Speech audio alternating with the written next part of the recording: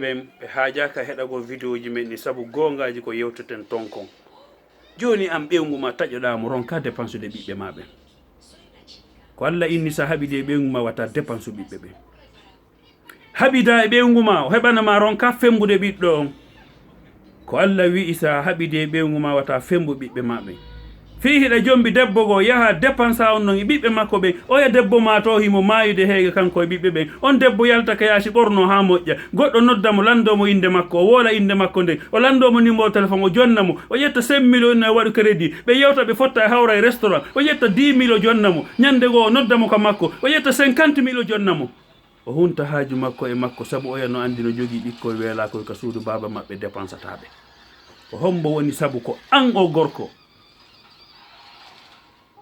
an hiɗa ñamude ɓiɓɓe ma ɓen no weela an hiɗa ñamude debbo ma no weela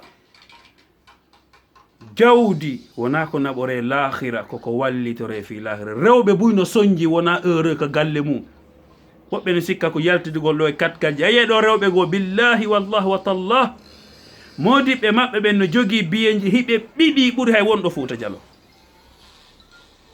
hiɓe letti ka cuuɗi ɓuuri hay wonɗo Fuuta Jallo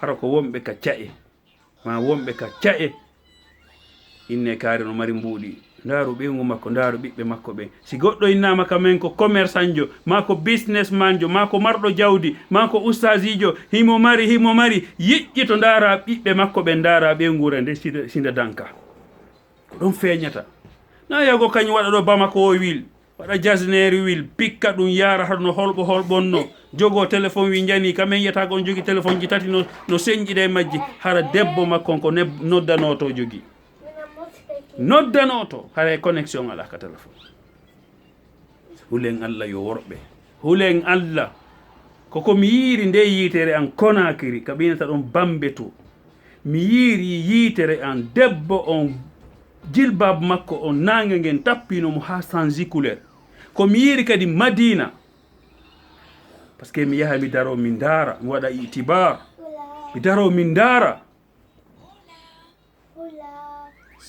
tawa noon worɓe ɓen hara no gaari automobile mum to no waɗi basin wul mum to no waɗi puutoru to hino ñaami ha rendum heewino haqqeji e graisse ji ko sifa ɓen ɗon à partir de 50 ans ɓen ɗon ñiiri e barabara ɓe accay ɓe interdisay ɓe barabara maafe welɗo ɓe interdisay ɓe nayo maafe on waɗe lanɗan kafe welɗe ɓe interdisay ɓe nayo ɓe yaru jus sabu haqqeji rewɓe maɓɓe ɓen ka cuuɗi sabu haqqeji ɓiɓɓe maɓɓe ɓen ka cuuɗi ko sifa ɓen yiya toon bandi no ari sakasi cuuɗi maɓɓe ɗin fusi magasin ji maɓɓe ɗin tawa ɓeyngu ma an hino weela ka suudu an hiɗa ñamude ka place ji toon ka restoji ñama ha hara rewɓe maɓe e ɓiɓɓe maɓe no weela joni debbo accamo ka suudu ɓornamo niqab ɓornamo jilbab tawa a holtintamo si wona ɗum ɗon ma haɓida tun e ɓeyngu ma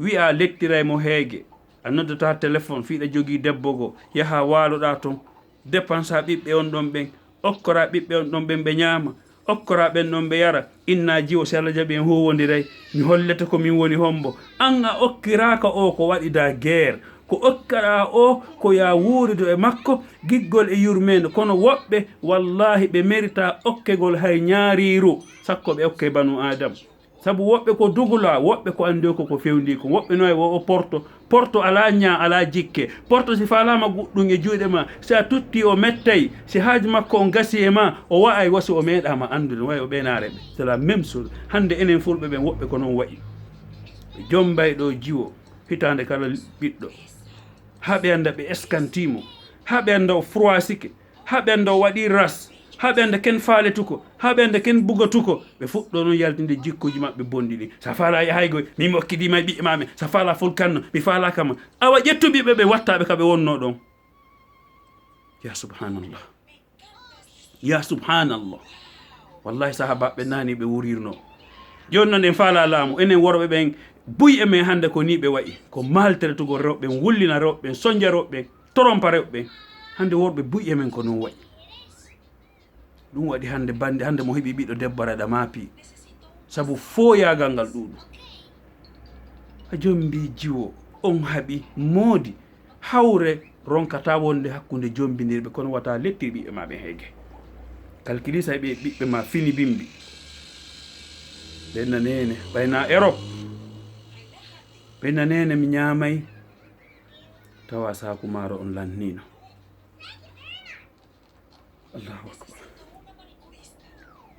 Allahu akbar ndare qissa Umar ibn al-Khattab radiyallahu anhu wa arda ko ono yo worɓe lettiroɓe rewɓe mum ɓen heege lettira ɓiɓɓe mum ɓen heege jente qissa Umar ndaron si ɗon ɓatti Umar ma ndaren si ɗen wawi wawde wa Umar ma etoɗen wa en wa Umar ñande go Umar ibn al-Khattab radiyallahu anhu wa arda ko woni amirul mu'minin o jinduno e nder Madina o nani fayɓe no wulla e suudu e cuuɗi Madina o ari o konki sonnajo on udditi na sifa cuuɗi men hande fo no waɗa cour Umar landi ka woɗɗiti himo wondi kadi e sahabajo go na kanko tun sabu wata sikkitare bonde heɓo Umar wi'i ko honɗum woni alhaali ɓe fayɓe ko honɗum ɓe woni e wullude debbo on wi'i ɓe ɓiɓɓe an ko woni wullude ko heege tawi debbo on hino saggini wurere waɗi nder ton ndiyam himo wiya ɓiɓɓe ɓen fanke ñamete on ɓenday joni ñamon ha haron siɗano ɗon Allahu akbar la hawla wala quwwata illa billah Umar al-Faruq Umar ibn al-Khattab Umar wi'i ko honɗum woni e nde wurere sonnajo on wi'i wallahi hay hunde ala e nde wurere sonnajo on anda ko amirul mu'minin anda ko Umar o wi'i ko honɗum woni e nde wurere ya imra'a wo hay hunde ala ton wo ko honɗum won ton wo ko ndiyam mi waɗi komi ɗaynira ɓiɓɓe am ɓen fiyoɓe ɗano Umar wulli radiyallahu anhu wa arda sonnajo on wi'i kono Allah ñaawoyay hakkunde amen e amirul mu'minina Umar ibnul Khattabi radiyallahu anhu wa arda immode am mayino ko Umar woni amir amen ko kanko halfina men kanko halfina fiyakuji amen tun Umar wi'i ene ko honno Umar andirta fiyake mo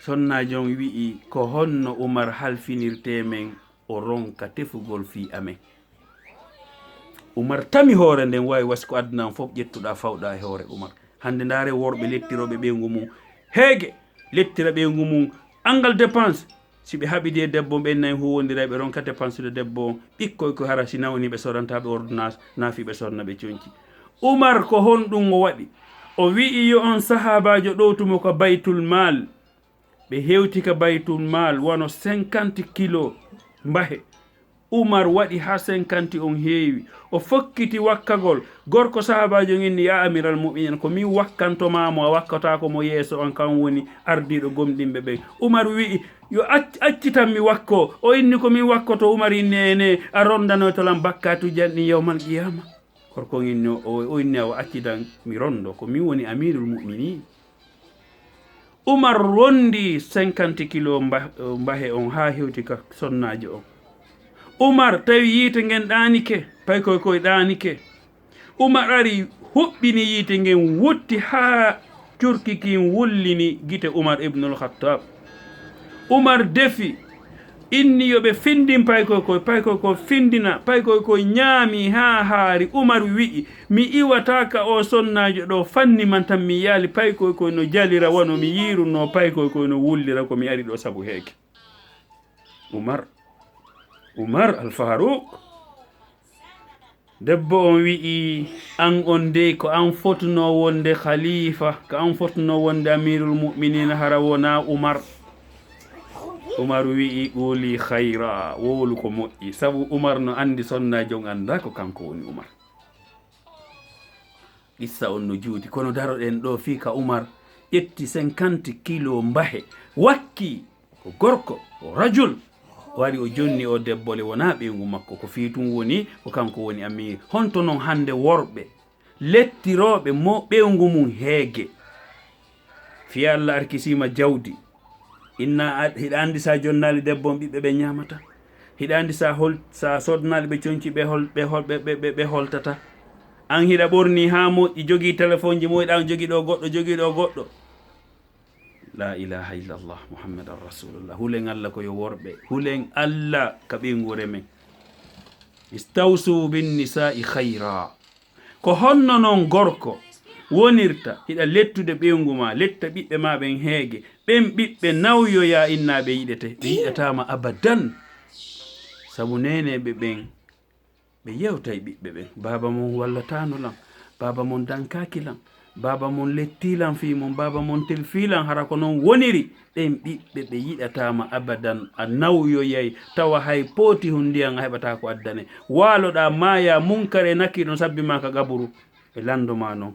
Ko nelaɗo mako no kun kullukum ra'in wa kullu ra'in mas'ulun an ra'iyati. Ko enen yo worɓe si en haɓidi e rewɓe men ɓen, wata ɗum haɗu sooden ñamete jonnen debbo on, anden ko enen addimo ko fimen o jooɗani. Si en haɓidi e rewɓe men ɓen, wata en lettir ɓiɓɓe men ɓen heege, wata en innu en huwodiray, yaha ñama ha haara, yara ji, yara koya, yara ndiyam ɓuɓuɗan tawa ɓengu ma e ɓiɓɓe mum e mo beno ɗehi heege. Wata Allah okkoran jawdi ko mi lettirta ɓengure ande mi toriki Allah subhanahu wa ta'ala. Si tawi mi heɓay jawdi ɓiɓɓe am ɓen weele, wata Allah okkoran ndin jawdi ɗon abadal abadi. Darna galleji ɗa jogii hectare ji, ɗa jogii leyɗele, hara paɗe ɓiɓɓe ma ɓen no taƴi. Debbo ma on soƴƴaali, debbo ma on hirtaki, ɓiɓɓe ma ɓen no weela. Ko honɗum ndin jawdi ɗon nafata? Ko jawdi ndi landi to reytaɗa yawmal qiyama, hara hiɗa fesa. Oɗo si o tuubali o tawoyte e wi'oɓe ma agna anni maliya halaka anni sultaniya. Hande ko ɗum waɗi rewɓe buyhi no okki e erreur ji, hara ko sabu worɓe maɓɓe ɓen. Ɓe haɓay tun si Allah jaɓi ɓe kupa contact. Ɓe naɓanta debbo on dépense, ɓe yoɓata jeddi suudu. Hara ñande fof ñande sikoye luwaye ɓe woni oyano arde konka ene mon frère mimi ronkigoye dépense ji ɗin, luwasiji ɗin. Hara ɓikkoy koyno weela ko yawgol ñawlo ka kawte, yaha ñawlo ka boutique ɗa, ñawloɗa fi ko ɓiɓɓe ɓen ha mi humpodira. O nodda gorko salora wa sali fi no andi ko kañum woni e nabde dépense. Wona ɗum ɗo nelaɗo maki, nelaɗo yamirali en ɗum ɗo. Nelaɗo yamirali en yon lettir ɓiɓɓe men ɓen heege. Nelaɗo yamirali en yon lettir rewɓe men ɓen heege. Nelaɗo yamirali en si en haɓidi e rewɓe men ɓen wata en dépense u. Nelaɗo yamirali en si en haɓidi e rewɓe men ɓen wata en dépense ɓiɓɓe ɓen. Nelaɗo yamirali si ɓewngu ma heɓanima fi an e ɓewngu ma hiɗon haɓi wata fembu bobo on. Ko hombo yamiri en ɗum ɗo ko cheytan. Adu fattakhizuhu aduwa. Hare musidɓe julɓe, ko enen yo worɓe watten en yila, watten lettir rewɓe men ɓen heege, watan ittoɓe mone, watan itto ɓiɓɓe men ɓen. ƴiƴamma min lan huti gorko, lan huti gorko mo dépensata ɓiɓɓe mum ɓen ma rebbo mum. Uksimu billah, min o gorko ɗo yeeso an ko zéro. Min on gorko yeeso an ko o zéro. Gorko mo dépensata ɓiɓɓe mum ɓen. Ɓiɗɗo ma fina tawa no weela, tawan hiɗa mari nden ɓernde. Ko haysi o wolanalima ɓay hiɗa andi acca dépense, hiɗa andi o fina tawa mo weela. Wallahi no yurmi joni noon a woɗa tun ɓenna koye fula musu hoy ƴakkam wara hoy. Hi enen noon defoji men ɗin hande ko worɓe jelo woni ala naɓude dépense, fiiɓe haɓide debbo on ɓe kupa contact. Debbo on wowla ha ronka, nodda tuuba ha ronka. ɓenna en huwodiray yo debbo, en huwodiray. Ko worɓe goo woni e sa'ude rewɓe ɓen Afrique, ko ɗum rewɓe ɓen Europe kadi woni sa'ude en Europe. Kama to dinu to dan, c'est ça. Hiɗen sa'ude ɓe to, kamɓe kadi ɓe sa'ude, c'est normal, c'est égalité, c'est un bi partout. Fanni man tan worɓe goo no sa'ude rewɓe goo to, rewɓe on ɓe ga ɓen kadi sa'a en enen kadi ga. Kama to dinu to danu al jaza'u min jinsi l'amal koni. Hiɗen sa'ude ɓe to, kamɓe kadi ɓe sa'ude en ga. Mais c'est ça. Ñande accuɗen sa'ugol ɓe to, o ɓe ga kadi acca e sa'ugol en. C'est la fin du match. C'est la fin du match. Kono worɓe goo buy no sa'i ɗo, no haylo ɗo, no wooli, no haronki. Ande no gasa hara ko woɓɓe goo woni e sa'ude rewɓe mum ɓen to, ko ɗum woni ƴaarude e men, ko ɗum Allah daali rente fitna mo tawata si o waɗi o haɗata e ka waɗa ɗon ton, ma e waɗuɗo on ton, ma e waɗuɓe ɓen ton. Mais c'est la vérité. On ne doit pas maltraiter la femme. C'est pas parce que j'ai problème avec ma femme, je ne dépense pas mes enfants. On doit dépenser notre enfant. C'est pas parce que j'ai problème avec ma femme, je coupe dépenses de mes enfants. Mais pourquoi? Qui t'a dit de faire ça? On doit dépenser notre enfant. C'est notre sang. Ya subhanallah. Ya subhanallah. Yo Allah ittu jikkuji bonɗi goo e ɓerɗe men ɗe. Yo Allah bugo yurmede ka ɓerɗe men. Wallahi si gorko woni yurmatake no hulɓini ko woni tun noon mi yewtay en enen fulɓe ɓen wattanen yila, wattanen yila. Defoji ɗi no cenɗe ɗen fof ka rewɓe ka worɓe. Kono min komi conseta kala gorko mi wi'a noon ɓe yennata langoye ka commentaire ji yoɓe yennu. On s'en fout. Wolowo gonga ma yenne, wolowo gonga ma heɓa yiɓe. Nelaɗo ko daɗali ko goto daɗata ɗum. On s'en fout. Yoɓe yennu, yoɓe sabotu, yoɓe waɗu n'importe quoi. Ça me regarde même pas. Fi a haɓide ɓengu ma inno taƴotomo ka baldi. L'islam no wi ya taƴomo ka baldi. Kono na rewɓe joni ɗum ko rewɓe ɓawoɗo. Sa haɓide ɓengu ma haalaji welɗi ɗi yewtani ɗon ɗin koppuɗi. Kono ɗum na rewɓe fewnuɗo ko rewɓe ɓawoɗo. Kono fi a haɓide ɓengu ma wata a ronku dépense go ɓiɓɓe ɓe. Dépense ɓiɓɓe ma ɓe yaddama. Ɓiɓɓe ɓen hay hunde ɓe waɗama. Ko ƴiƴamma an hiɗa wakkili ñama ha hara hara ɓiɗɗo ma no weela. Hiɗa wakkili ñama ha hara hara ɓikkoye ma ko no weela. Ɓe fina bimbi ɓe jokka nene maɓɓe, ɓe singo nene maɓɓe hara ɓe anda bem maɓɓe ala addude ko ɓe ñama. Ya subhanallah. Ayi rajulin hada.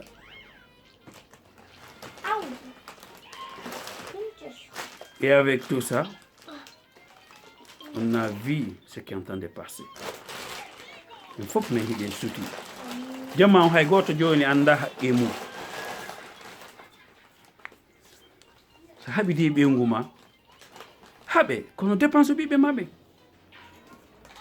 Sadaka ɓurɗo moƴƴude on ko sadaka ko dépensuɗa ɓengu ma e ɓiɓɓe maɓe kon. Sadaka ɓurɗo moƴƴude on ko sadaka mo dépensuɗa ɓengu ma e ɓiɓɓe maɓe. Sadaka ɓurɗo moƴƴude on ko sadaka mo dépensuɗa ɓengu ma e ɓiɓɓe maɓe. Mi répétay ɗum hayso ko 1000 fois.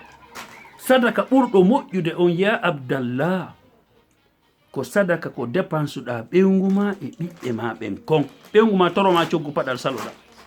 O toroma coggu complet saloɗa. O toroma coggu nebban saloɗa. O toroma kala ko torima misali ma feƴƴu yetta. Joni si on heɓi ka Facebook ɗa naɓanowo mo 100 €. O soda ɗon paɗal. O soda ɗon nebban. O luttira ɗon ko waɗa artande poste. O photo o naɓana on. Haray plaisir on ko ɗon woni e feƴƴude ka photo ji ma ka vidéo. Mais on dit la vérité. C'est quelque chose qui est en train de passer aux réseaux sociaux. Mi waɗi hen ustad tawi nde ɓe yewtara ɓe waɗa ni. Min ka joni ƴetta style maɓɓe on. Mais c'est la vérité. Ustad tawi nde ɓe yewta wonde mi dara vidéo ji maɓɓe ara. Mais c'est comme ça. Luttanilam wo ko waɗugo cravate waɗa costume. Mais ko gonga. Joni ɓengu ma saloɗama okkorde ko ñaama. Ɓiɓɓe ɓen saloɗaɓe holtinde. Saku wi darotako. O maki yo ha moƴƴa. Waɗa photo makko ka Facebook. Woɓɓe ne Europe ɗon weela rewɓe. O yaha o naɓana on demande absetta. Ɓe yewta ɗon ha on ƴetta 50 € o naɓana mo. Ma ƴetta 100 € o naɓana mo. Ha ñande goyne lan faala yide photo ma. Lan faala ɗum ɗo, lan faala ɗum ɗo. Ha ñande go waɗa vidéo. Anda kadi nodduɗa noddal s'en fout. Joɗɗo gange ɓernde ma nde. O heɓi ko addana mo 100 € lewru kala. Hara o e ko ndaaro ɗon bodo. Ha yoodo. Kombo woni cause on ko an gorko on. Ande ɗum ɗon wadde. On dit la vérité ko gonga. Koko woni e wadde ko suttiɗen en fof wonɗen e wolde. Ti kala ɓe ne Mohamed Bari suɓata ko wola. Mais si tawi sokkitaka itte ha laaɓa. Worɓe boy ko non woni perdide rewɓe mumɓen hande. Taƴoɗa ɓengu ma une semaine noddeta ƴettata. Won ɗon ñande go a nodde mo tawa himo e wotra jamaɗa uksimu billah ñande ka noddayi mo falɗa yo yewtu tawa himo woni en communication harla kan waɗi ko wowɗa noddude mo o a nodde tun o noto a nodde tun o noto fi on haaɓi ɗon taƴoɗamo lewru taƴoɗamo 2 semaines ha yo Allah waɗu o heɓa to jeejo womo ha ñande go noddamo tawa himo en communication harano on sumati tu vas regretter et ça va te coûter cher wallahi ko nasiha moni on yewtude ko gonga haɓi de ɓeygu ma 2 jours 3 jours kono ta jaɓi wona lewru ma ta jaɓi wona 2 semaines ma hay son haɓi dépense makko naɓu ya abdallah ko sadaka ko wondamo dépense de kon ko sadaka ya abdallah ko non ɓuuri welde tawi ɓeygu ma yahani mbuɗɗi addanɗamo yawa soda ñamete o sodaji o ɓannita ɓikkoye makko koɓe ñama tawa ko annaɓi ɗin dépense ji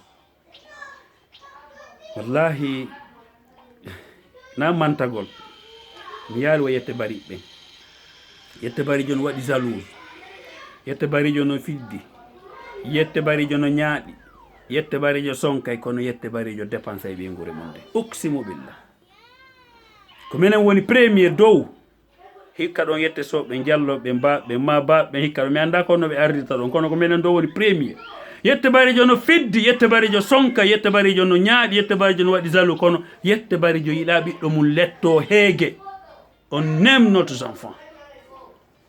Je sais que tout le monde aime leurs enfants. Mais je sais que nous les Yettebari aussi, on aime notre enfants. Fi habide be ngoma ko problème mais dépense be bébé. So dan be ko be nyama. Ta heli ta welimbe. Fi hon wel nan ta be mabbe fi hon me pourquoi? Ya subhanallah. Na fi ko mi Yettebarijo. Na fi ko mi Yettebarijo.